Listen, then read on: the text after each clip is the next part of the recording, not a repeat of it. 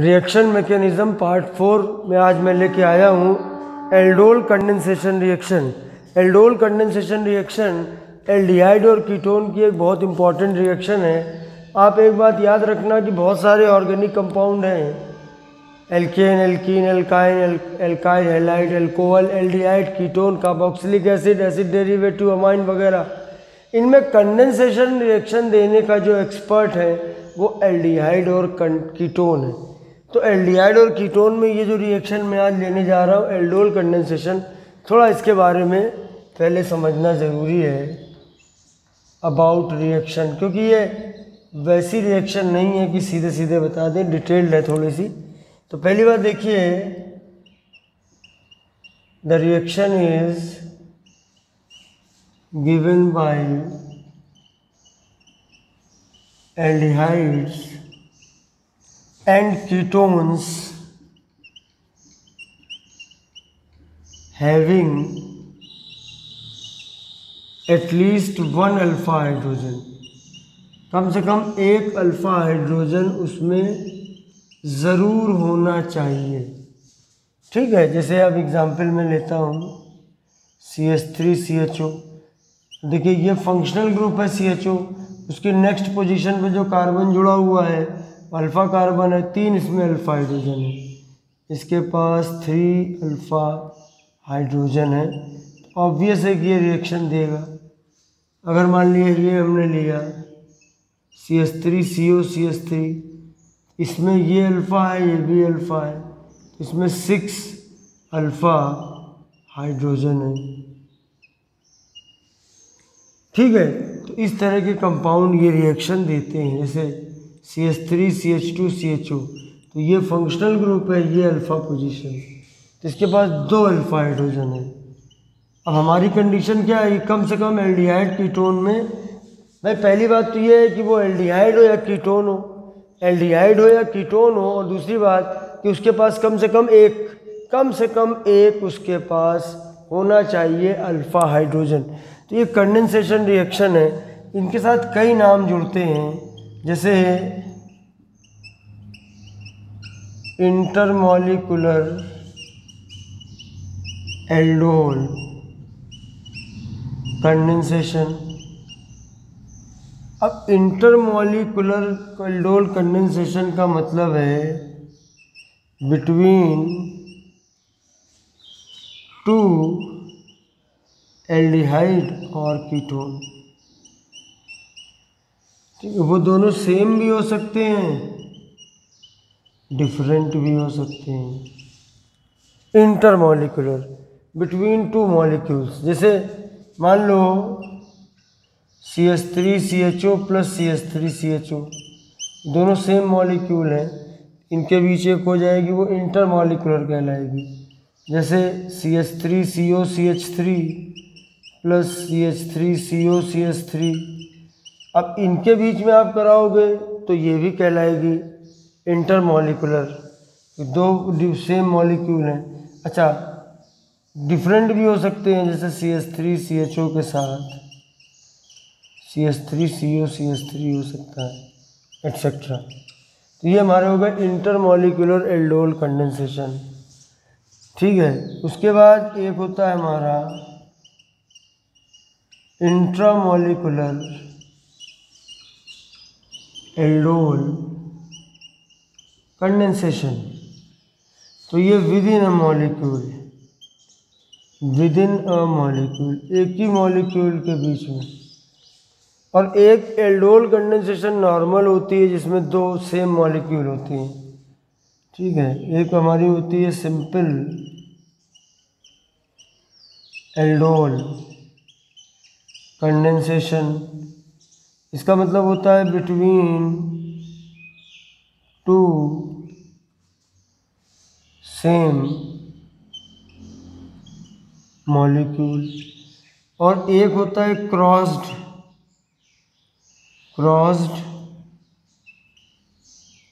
Aldol condensation, इसका मतलब होता है बिटवीन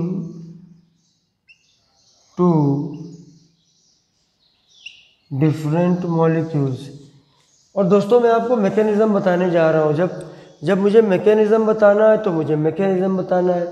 अभी अगर मैं इसकी डिटेल बताऊंगा तो आधे घंटा 1 घंटा मेरा इसी में खर्च हो जाएगा और मैं वीडियो को डिस्कस नहीं कर पाऊंगा। तो मैंने आपको ये डिटेल बताया। एक बार मैं तेज़ी से चाहता हूँ कि ज़रा एक बार इन बातों को फिर से समझ लें ताकि कॉन्सेप्ट एकदम क्लियर हो जाए। तो पहली बात क्या है, the reaction is given by aldehyde and ketones having at least 1 alpha hydrogen. कम से कम उनमें 1 अल्फा हाइड्रोजन होना चाहिए। अल्फा हाइड्रोजन वो होता है जो फंक्शनल ग्रुप से डायरेक्टली जुड़े कार्बन से जुड़ा हाइड्रोजन। ठीक है, तो ये मैंने कुछ एग्जाम्पल लिए हैं जिसमें मैंने बताया कि कौन कंपाउंड ये रिएक्शन देंगे। उसके बाद ये कुछ नाम है, intermolecular aldol condensation, intramolecular aldol condensation. Intermolecular का मतलब है 2 मॉलिक्यूल के बीच में, वो मॉलिक्यूल सेम भी हो सकते हैं, डिफरेंट भी हो सकते हैं।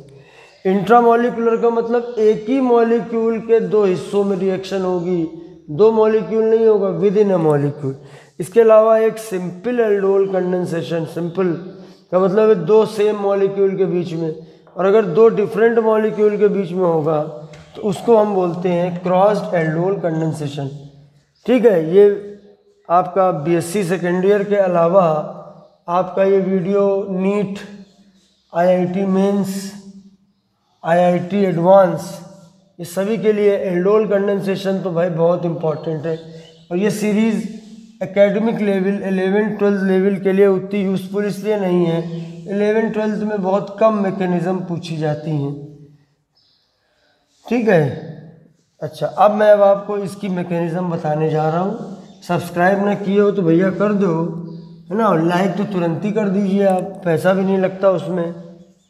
ठीक है, अच्छा अब मैं इसकी जगह मैं पहले एक आपको रिएक्शन लेता हूँ, एक रिएक्शन लेता हूँ। रिएक्शन देखिए CH3CHO, ये हमारा है इथेनॉल, इसका दूसरा नाम है एसिटल्डिहाइड प्लस HCH2CHO, ये अल्फा हो गया। ये 2 मॉलिक्यूल हैं, दोनों सेम है, ये भी CH3CHO है, ये भी CH3CHO है। एक का अल्फा हाइड्रोजन, एक का कार्बोनिल ग्रुप आपस में रिएक्ट करेगा, ये वाला HSO के पास आएगा और ये वाला जो O और C के बीच का एक बॉन्ड है, ये इस C और इस C के बीच में कनेक्ट होगा। रिएक्शन के लिए हम यहाँ पर बेस ले रहे हैं NaOH की प्रेजेंस में, और यहाँ पर ये होगा देखिए CH3COH, यहाँ पे O से H ऐड हो गया, OH हो गया, यहाँ नीचे H जुड़ा ही हुआ है, वही इस कार्बन से ये कार्बन जुड़ेगा, यहाँ पे CH2CHO बनेगा। इस कंपाउंड को हम बोलते हैं एल्डोल। एल्डोल बनने के बाद अगला जो स्टेप होता है इसमें हाइड्रोलिसिस होता है, इसमें अगला स्टेप होता है डिहाइड्रेशन, क्योंकि यहाँ पर एक ऐसा सिचुएशन बनता है कि आप देखो अल्फ़ा पोजीशन से H निकलेगा और बीटा से OH निकलेगा।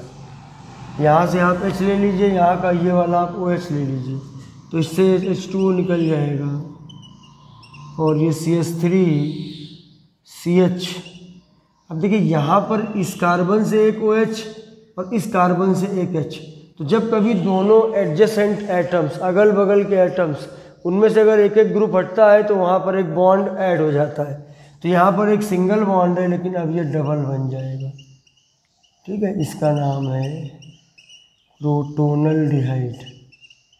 ठीक है, वैसे ये आपका इसका IUPAC नेम ब्यूटूइनल, और ये आपका अल्फ़ा बीटा अनसैचुरेटेड एसिड, बहुत इंडस्ट्री के में बड़ा ज़बरदस्त कंपाउंड है। तो ये तो मैंने देखिए आपका रिएक्शन ली है, अब इसकी हमको मैकेनिज़्म लेनी है। मैकेनिज़्म में हम 3 स्टेप का इस्तेमाल कर सकते हैं।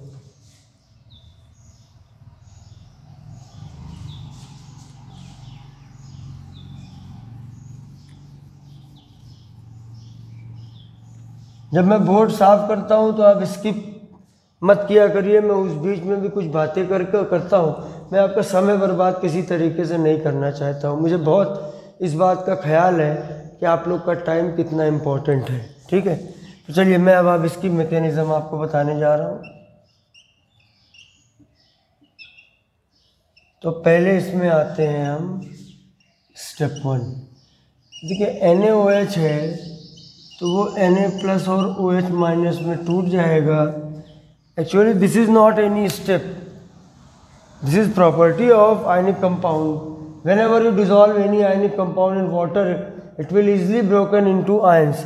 NaOH को जब हम पानी में डिजॉल्व करके सोल्यूशन लेते हैं उसके अंदर ऑलरेडी Na+ और OH- आयन होते हैं। OH- आयन जो है वो अपना खेल शुरू करता है। और अब आप देखिए, ये देखिए, ये हमारा अल्फ़ा हाइड्रोजन है, ये अल्फ़ा से जुड़ा हाइड्रोजन, ठीक है। और यहाँ पर ये OH- है, माइनस है तो 2 इलेक्ट्रॉन है। ये आया H के पास में, OH के पास 2 इलेक्ट्रॉन है, H के पास कुछ नहीं है तो बॉन्ड बन जाएगा और OH और H मिला के H2O बन के तैयार हो गया। अगर आप ये मैकेनिज़्म एल्डोल कंडेंसेशन की ध्यान से समझ लेंगे तो आप इसमें 6-7 मैकेनिज़्म में 8 मैकेनिज़्म तक करीब लेके आऊँगा।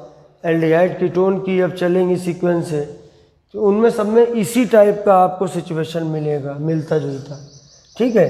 तो यहाँ से देखिए OH और H तो H2O निकल गया।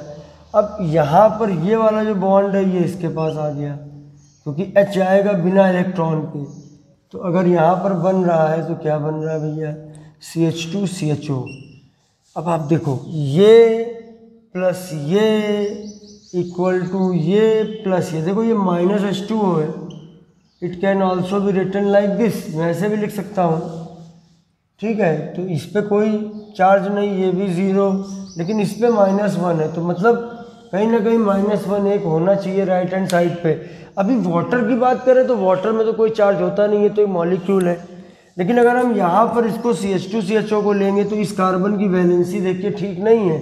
इस कार्बन से एक ये बॉन्ड है, 2 H जुड़े हैं, 3 वैलेंसी है, इसका मतलब है माइनस यहाँ पे लगेगा और ये हमारा बन गया कार्बन आयन और ये हमारा बन गया न्यूक्लियोफाइल। याद करिए बात दिमाग में कि aldehydes and ketones are known for nucleophilic addition.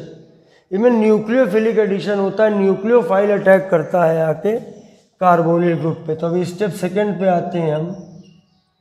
अब जैसे स्टेप 1 में हम हेडिंग बना सकते हैं, बेसिक सेकेंड ईयर वालों के लिए ये तरीका है, फॉर्मेशन ऑफ न्यूक्लियोफाइल, NU- लिख दिया मतलब न्यूक्लियोफाइल हो गया। अब हम स्टेप 2 ले रहे हैं। स्टेप 2 में होगा न्यूक्लियोफिलिक अटैक। न्यूक्लियोफाइल आके अटैक करेगा कहाँ पे, दूसरे मॉलिक्यूल पे। आपने देखा कि 2 मॉलिक्यूल करते हैं, अब एक मॉलिक्यूल से बन के तैयार हो गया हमारा न्यूक्लियोफाइल। अब दूसरे मॉलिक्यूल को लेते हैं, देखिए CH3CHO और ये हमारा है CH2CHO। अच्छा, जहाँ भी माइनस चार्ज होगा वहाँ पे 2 इलेक्ट्रॉन होंगे, माइनस का मतलब है एक पेयर ज़रूर है वहाँ पे। अभी देखो यहाँ पे ये हमेशा यही होगा, C और O में O की इलेक्ट्रोनेगेटिविटी ज़्यादा है तो ये इलेक्ट्रॉन इधर की तरफ आएगा, यहाँ पॉजिटिव कैरेक्टर आएगा और ये पीछे पीछे यहाँ पर अटैच हो जाएगा। क्या बनेगा, CH3COH CH2CHO। यहाँ पर O पे माइनस लगा हुआ है, यहाँ पर O पे माइनस आया, क्यों, इस पे 0, इस पे -1, तो टोटल एक माइनस यहाँ आएगा क्योंकि इसी की वैलेंसी गड़बड़ है। ये हमारा हो गया स्टेप 2। अब हम आते हैं और अभी इसमें आगे बढ़ते हैं। तो आगे क्या होगा इसमें, ये जो यहाँ पर ये वाटर मॉलिक्यूल निकला था अब ये फिर से अटैक करेगा वाटर मॉलिक्यूल। और ये वाटर मॉलिक्यूल देखो मैं बताता हूँ, ये आपका ये इसके साथ O के साथ ये वाला है। देखिए एरो का मतलब ये नहीं होता कि कोई ग्रुप हट के जाएगा, बल्कि ये मतलब होता है कि उन दोनों एटम के बीच में बॉन्ड बन रहा है। देखिए इस O और इस H के बीच में एक बॉन्ड बन रहा है, हो गया CH3COH H CH2 CHO, और इससे एक क्या हुआ, OH माइनस हट गया और ये हमारा बन गया एल्डोल। अब आते हैं इसके आखिरी स्टेप में, स्टेप थर्ड में आते हैं। अब स्टेप थर्ड क्या कहता है, तो स्टेप थर्ड ये कहता है कि डिहाइड्रेशन कैसे होगा। ठीक है, डिहाइड्रेशन एल्डोल का कैसे होगा, तो देखिएगा आप ध्यान से, CH3 CHOH, अब ये देखिए ये CH2 है, इसको ऐसे लिख लिया और ये हमारा CHO हो गया। अब देखिए ये वाला जो OH माइनस निकला है, अब ये आके यहाँ पर अटैक करने जा रहा है। देखिएगा OH माइनस ये अटैक करने जा रहा है। अब ये कहाँ अटैक करेगा, ये H पे करेगा अटैक। ये बॉन्ड कहाँ आएगा, यहाँ आएगा बॉन्ड, और ये कहाँ होगा, ये बाहर निकल जाएगा। और देखिए यहाँ देखिएगा ध्यान से, यहाँ ये चीज़ मिली OH माइनस, उसके बाद ये बीच में जो मिला CH3 CH double bond CHO, और ये OH और H मिलके बन गया H2O, और ये बन गया हमारा फाइनल प्रोडक्ट। देखिए आपकी साफ साफ ये पूरी मैकेनिज़्म आपके सामने आ चुकी है। ये तीनों स्टेप हैं, स्टेप 1 है, स्टेप 2 है और स्टेप 3 है। यहाँ पर थर्ड स्टेप में ये पूरा बन गया। तो बस दोस्तों आज के लिए इतना ही, फिर मिलेंगे बहुत जल्द अगले वीडियो में। तब तक के लिए दिल से बहुत बहुत धन्यवाद। जय हिंद।